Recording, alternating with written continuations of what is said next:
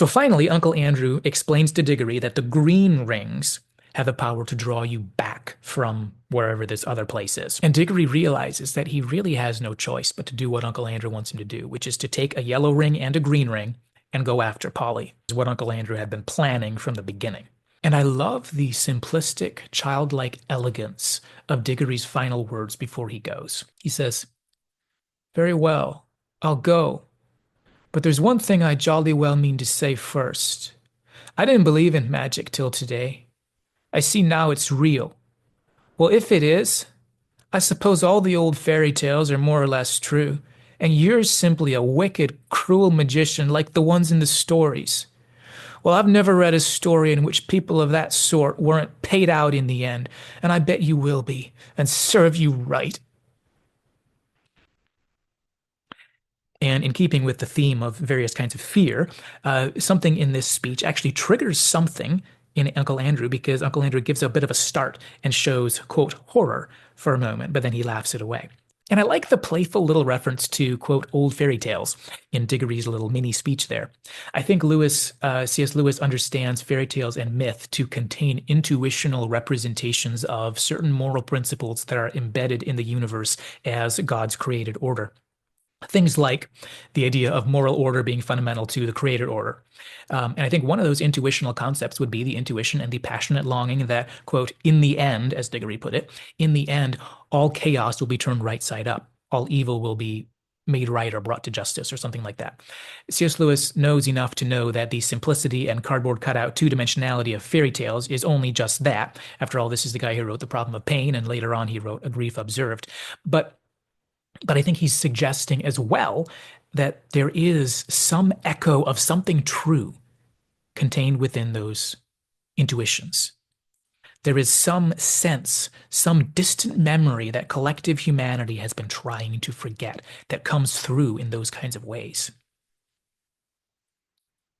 And as he suggests as well by his exaggerated and children's fiction-esque portrayal of Uncle Andrew's moment of horror, he suggests in a kind of cartoony and exaggerated form the more subtle and hidden reality that is sometimes in the real world, that the evil sometimes do harbor a growing inner fear because of their own recognition of the reality that they are defying.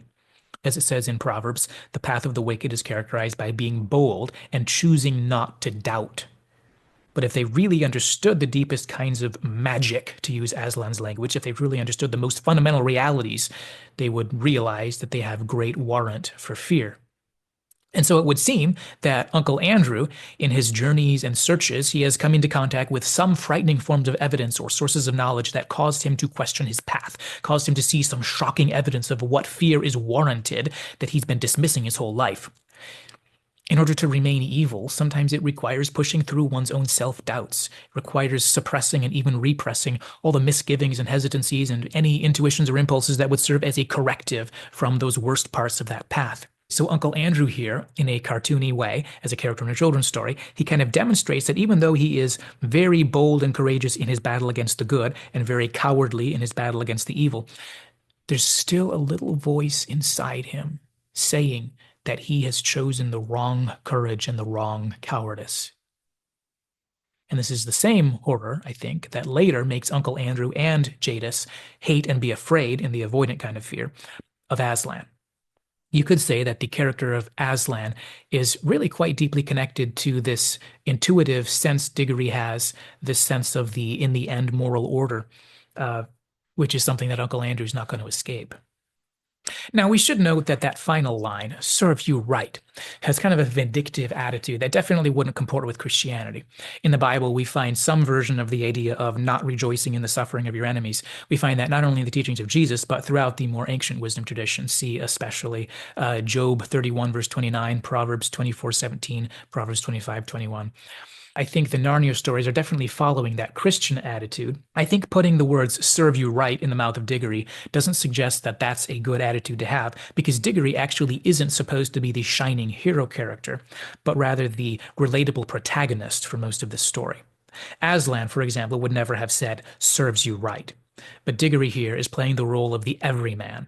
He's the representative for the average reader, and he is furious at his uncle, and he hates his uncle.